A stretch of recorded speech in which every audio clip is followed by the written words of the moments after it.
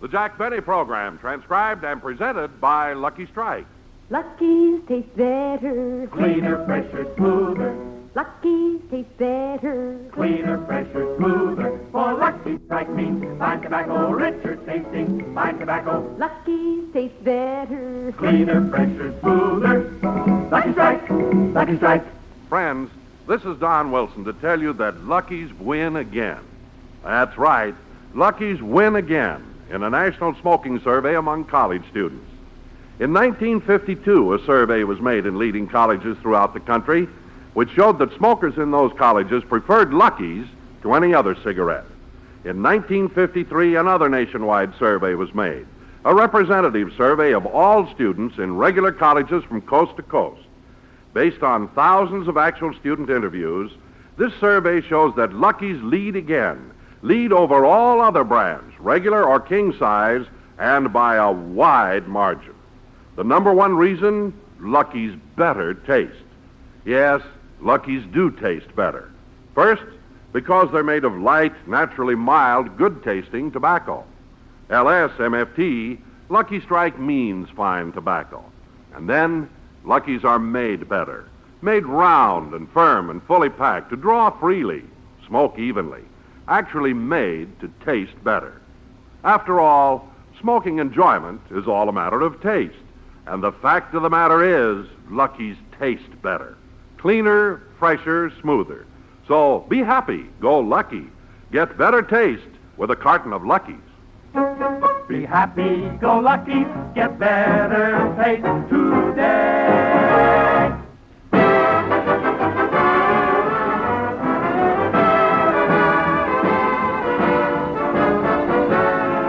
The Lucky Strike program starring Jack Benny with Mary Livingston, Rochester, Dennis Day, Bob Crosby, and yours truly, Don Wilson.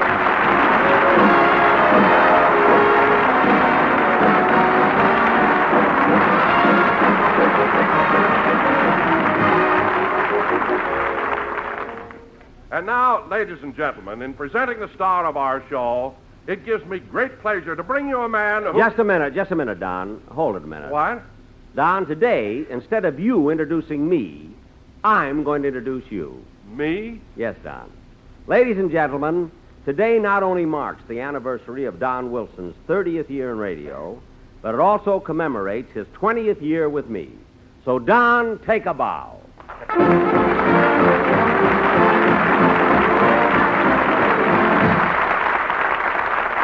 Oh, Jack, this is so touching. Don, this day is yours. Today we will all pay homage to you. When I say we, I mean the entire cast. Your slightest wish will be our command. Whatever you... Don, you're crying. Well, gee, I can't help it, Jack. See, the way those tears are running between your chins, it looks like you're irrigating something.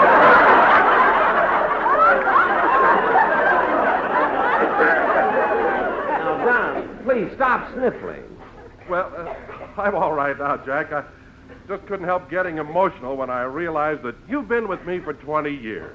No, Don. You've been with me. With me. To think that I came on this show when it was down, and because of down? And because of my personality and showmanship, I raised it to the pinnacle of success. Don, wait a minute. It wasn't easy, and there were many setbacks, but every time the show was down, I brought it up again. Now, wait a minute, Don. My show was never down. So don't make things up. Well, now let's not argue, Jack. Really, let's don't argue because, well, and besides, I want to thank you for making this not only a memorable, but a profitable occasion. Profitable? What did Jack do for you, Don? Go ahead, Donzie. Tell Bob Crosby. Well, Bob, not only did I get $500 cash, but I also got a brand new DeSoto convertible for my wife, a trip to New York for the two of us on the Super Chief, and a whole week at the Waldorf Astoria. Jack, I want to thank you from the bottom of my heart. Oh, gosh, Jack gave you all of that? No, but it was his letter that got me on strike at Ridge.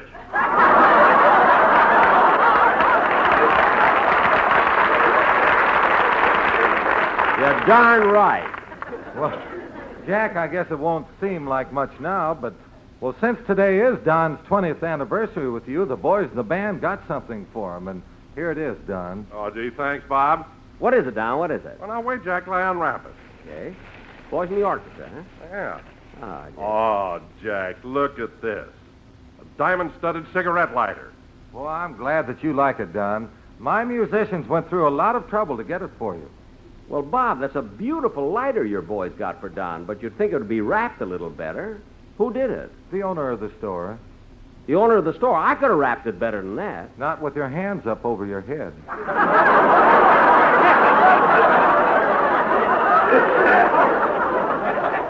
Bob, you mean the boys held up a jewelry store? Well, it was an accident, Jack. You see, when they walked into the store, Remley had his guitar under his coat. Uh-huh. The man thought it was a machine gun. He threw up his hands and said, "Take anything that you want."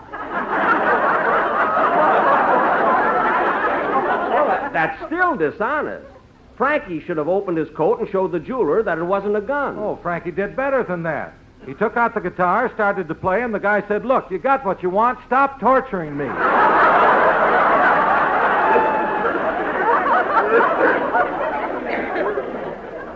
Well, that I can understand. Anyway, Bob, it was very nice of your boys to bring down that present. Well, he deserves it, Jack. After all, he took this program when it was down, and he started... It wasn't down! Now, look, this show isn't 5 minutes old, and already I'm aggravated. That makes two of us. Oh, hello. Hello, Dennis. What's the matter with you? I got up on the wrong side of the bed this morning. So what? I fell out the window. What? It's 3 stories. Boy, am I lucky I wasn't hurt. Oh, you landed on your head, huh? Was that it? Was that it, Dennis? No, on the mailman's head. Oh, fine. I guess he'll have to find himself a new job. A new job? Why? Yeah, now he's too short to reach the mailboxes.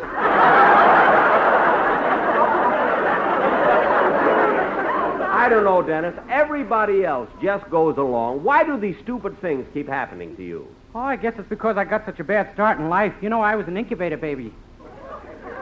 An incubator baby? How much did you weigh? 11 pounds.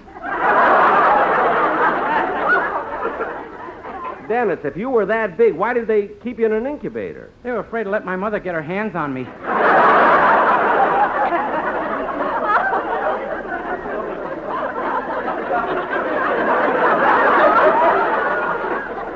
Well, what did your father have to say? Nothing. He was hiding in there with me.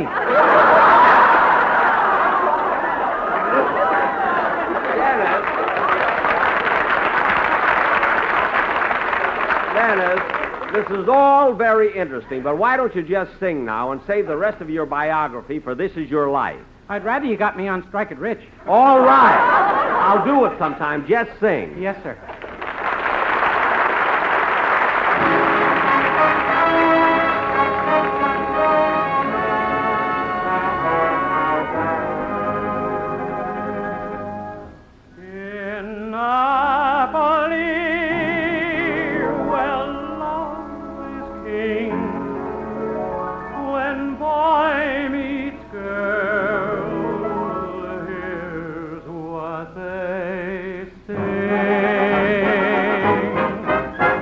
The moon hits your eye like a big pizza pie, that's amore. When the world seems to shine like you've had too much wine, that's amore. Bells will ring, ting-a-ling-a-ling, ting-a-ling-a-ling, and you'll sing Vita Bella. Hearts will play tippy-tippy-tay, tippy-tippy-tay, like a gay tarantella. When the stars make you drool, just like a pasta fazool, that's amore. When you dance down the street with a cloud at your feet, you're in love. When you walk in a dream, but you know you're not dreaming, signore. Scusa me, but you see, back in old Napoli, that's amore. When the stars take you through just like a pasta fazool. That's amore. La la la la la la la. When you dance down the street with the cloud at your feet, You're in love. that's amore. When you walk in a dream, but you know you're not dreaming, Signore. Scusami, but you see, back in old Napoli, that's amore. That's amore. Scusami, but you see, back in old Napoli, that's amore.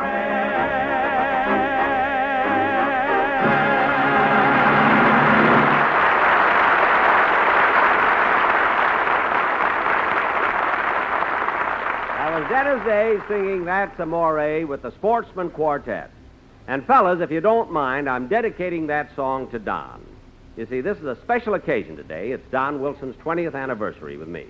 And in honor of this, for our feature attraction tonight, we're going to do a special sketch based on the life... Oh, excuse me. I'll get it.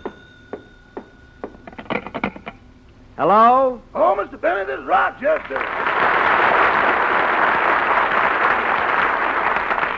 Rochester, I'm in the middle of my show. What do you want? Well, boss, do you remember that sweet little old lady who came by here last week?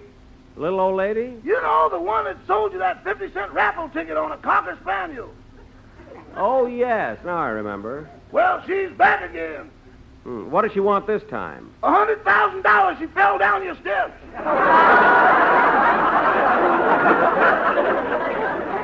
Rochester, she's suing me for $100,000? Cheer up, boss. I got some good news for you, too. What good news? You won the dog. Rochester, who cares about the dog? I'm being sued for $100,000. Tell me, was the woman badly hurt? She claims she sprained her ankle. Sprained her ankle? Well, that's no grounds for a suit like that. That's what I told the 4 men with her. 4 men. Are they lawyers? I think so. Their names are Habeas Corpus, Delecti, and Giesler. Giesler? She just sprained her ankle. I didn't blacken her eye.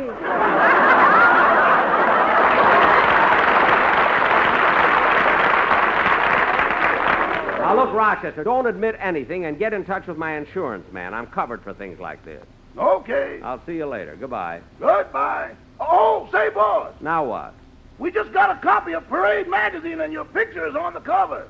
Parade magazine? Oh, yes, yes. And my picture's in color, isn't it? Uh-huh. How do my eyes look? Green. Green? There's a spinach ad on the other side of the page.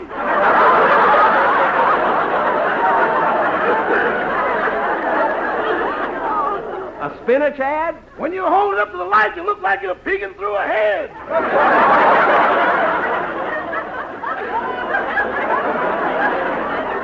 All right, all right. I'll see you when I get home. Goodbye. Goodbye.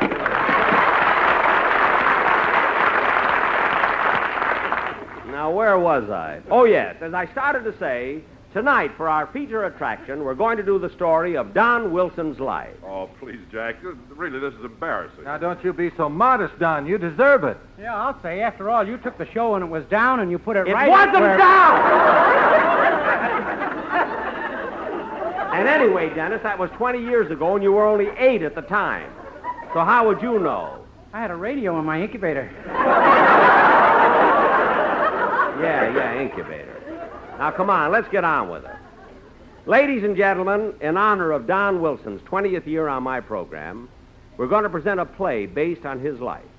The Don Wilson story, or Life Can Be Plentiful. Curtain. Music.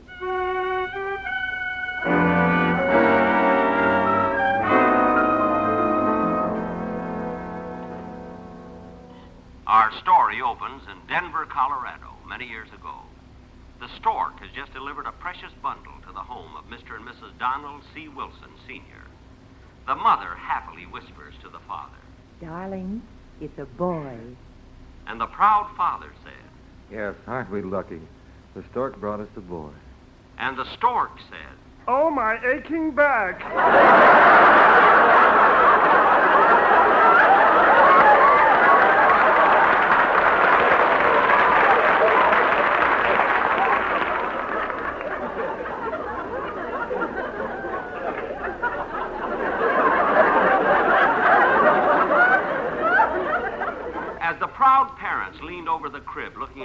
newborn son, the baby said. 3 days later, he said. I want a roast beef sandwich.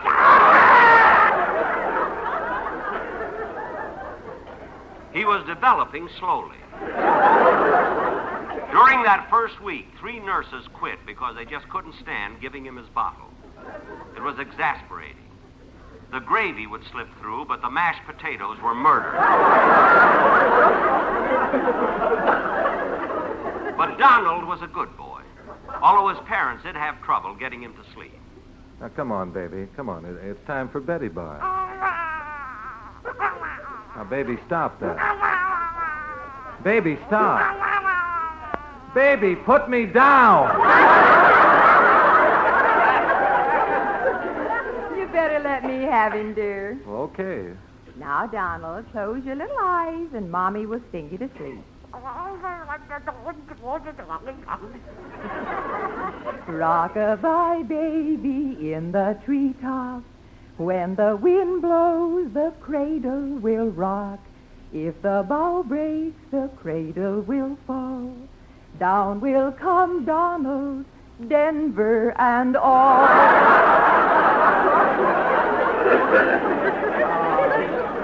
Look, dear, he's asleep. The years passed quickly, and Don entered college. And since his burning ambition was to become a radio announcer, he majored in elocution. How now, brown cow? How now, brown cow? And the cow and Don...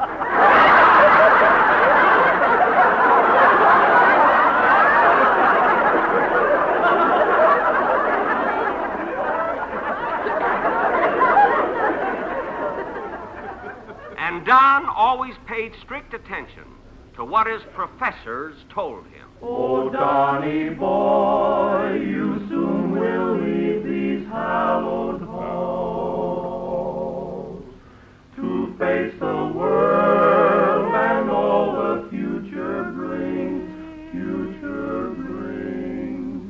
Be not afraid, but go wherever duty calls.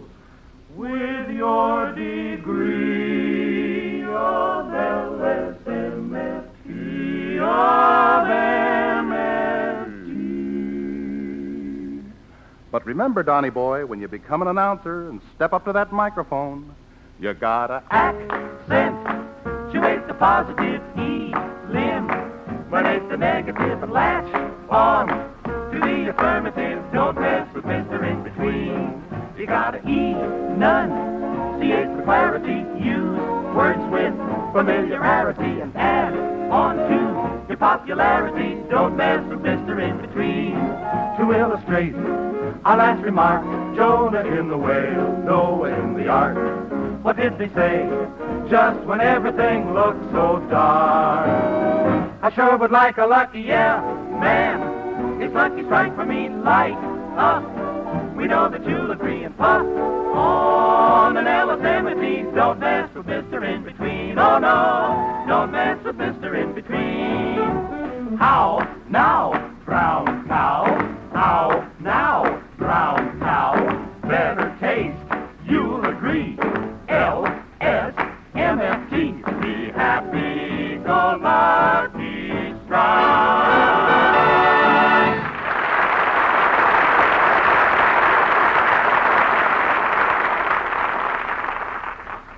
Don was a brilliant student, and he graduated from college, magna cum laude. But the night that he was packing to leave the campus, he got an emergency call. His father had met with an accident. Don dropped everything and rushed to the hospital. You may go in and see him now, Mr. Wilson. Thank you, nurse. Oh, and don't stay too long. It was quite an accident, and, well, your father's quite old now. Yes, I keep forgetting. You know, I haven't seen him for years. Dad. Dad. Howdy, Blubber.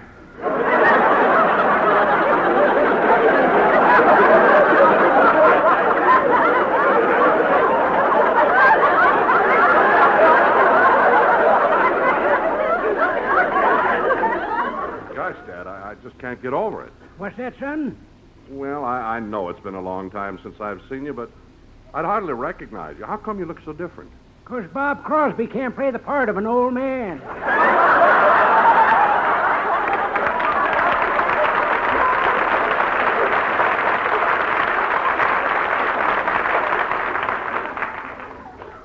Don had made up his mind to be a radio announcer. Although Don didn't know it at the time, our paths were about to cross. I was doing a show then for the Universal Corset Company. Now, one day my sponsor called, so I went straight to his office. Gee, my sponsor really has a nice building here. He certainly believes in advertising. Look at that big neon sign. The Universal Corset Company. And look at their slogan. Gather unto you what is yours.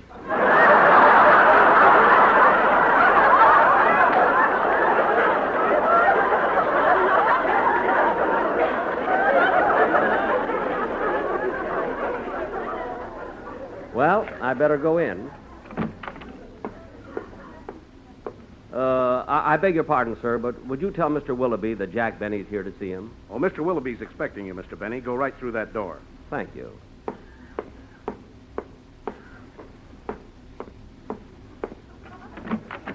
Yes? Mr. Willoughby, please. Oh, you're Mr. Benny. Mr. Willoughby's expecting you. Go right through that door. Thank you.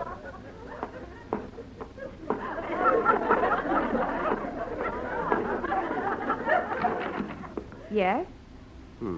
I'm here to see Mr. Willoughby. Oh, you're Jack Benny. Yes. Mr. Willoughby's expecting you. Go right through that door.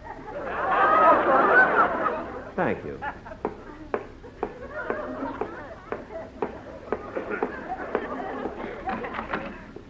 Yes? Miss, I'm Jack Benny. Mr. Willoughby is expecting me. Who's Mr. Willoughby? Look, miss, isn't this the Universal Corset Company? Yes? Well, Mr. Willoughby is the president. Oh, you mean Poopsie. Poopsie? Yes. Go right through that door. Oh, well, all right. Mr. Willoughby? Yes, surprise.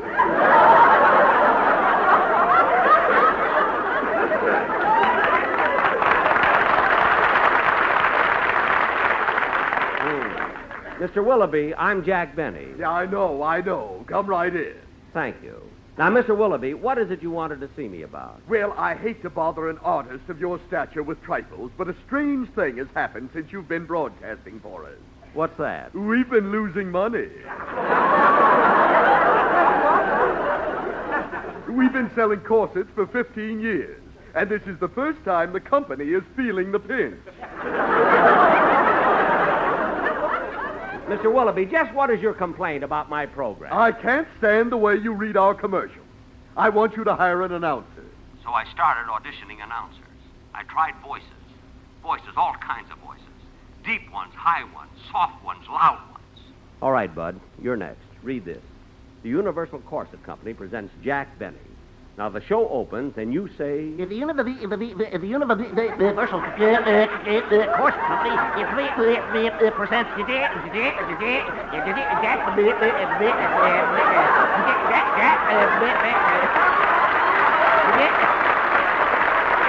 No. That's all, folks. I auditioned over 500 people, but I wasn't getting any place. It was then that I decided to try my luck at the famous Acme Elocution School. A with a U is A-U, A-U. D with a U is D-U, D-U. U-D, U-D, U-A, U-A. G with a U is G-U, G-U. E with a U is E-U, E-U. A-U, E-U, G-U, D-U. Very good, students. Very good. Now, what did you think of that, Mr. Benny? P with a U is P-U, P-U.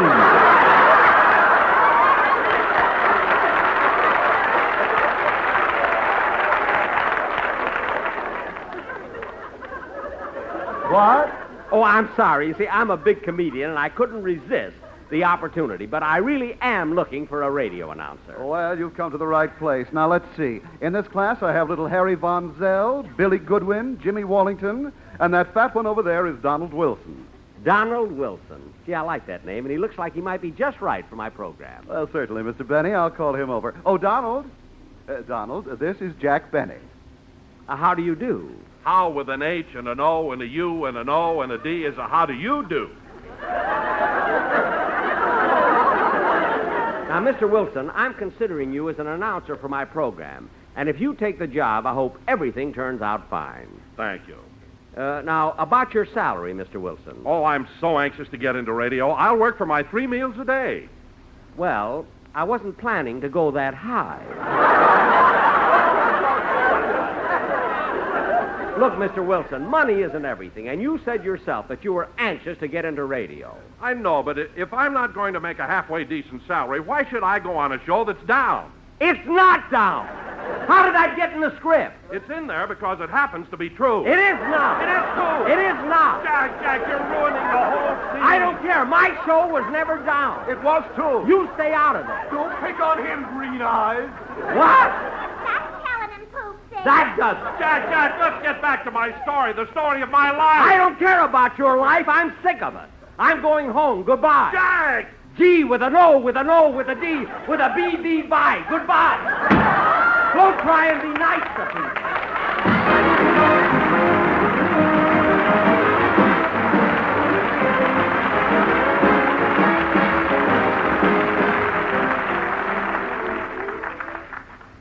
Ladies and gentlemen, when a fella needs a friend, he needs a helping hand. And the hands of the Big Brothers have helped thousands of growing boys to find the way to a useful life. Since the first Big Brother movement was formed in 1904, to the many thousands of men who daily volunteer to help, I say congratulations for a job well done. If you are interested in being a Big Brother to some needy boy, write Big Brothers of America, Philadelphia 3, Pennsylvania. Thank you. Jack will be back in just a minute. But first, a word from America's foremost authority on etiquette, Miss Amy Vanderbilt. Some of my friends tell me that in my new book on etiquette, I was a little hard on smoking. Actually, I was hard on smokers, at least some smokers. I dislike thoughtless smokers. You know, the man next to you at the dinner table who holds his cigarette so that the smoke drifts into your eyes. I like considerate smokers. For instance, I like to know that my husband is considerate enough to carry my brand of cigarette, Lucky Strike. In smoking, as in etiquette, it is, after all a matter of taste. I want a cigarette that tastes better to me than any other. That's Lucky Strike. Friends, Amy Vanderbilt is right. Smoking enjoyment is all a matter of taste. And the fact of the matter is, Lucky's taste better. Cleaner, fresher, smoother. There are 2 good reasons. First, they're made of fine tobacco. The whole world knows, LSMFT, Lucky Strike means fine tobacco. Then, Luckies are actually made better to taste better. Made round and firm and fully packed to draw freely and smoke evenly. It all adds up to real deep-down smoking enjoyment for you. So take a tip from me and be happy. Go Lucky. Next time, ask for a carton of Lucky Strike. Lucky's taste better. Cleaner, fresher, smoother. Lucky Strike, Lucky Strike.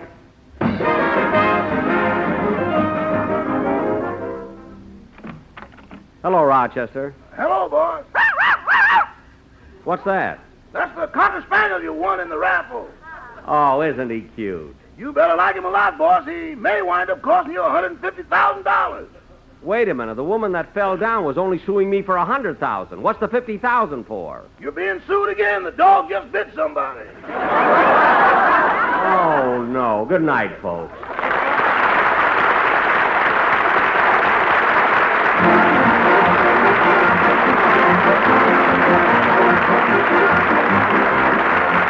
The Jack Benny program is written by Sam Perrin, Milt Josephsberg, George Balzer, John Tackerberry, Al Gordon, Hal Goldman, and produced and transcribed by Hilliard Marks.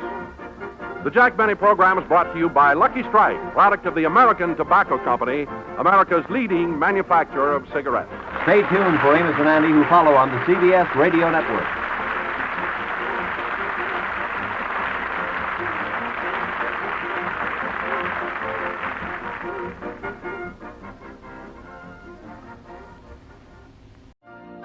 You've been listening to the OTR Gold Network. Find more classic radio at otrgold.com.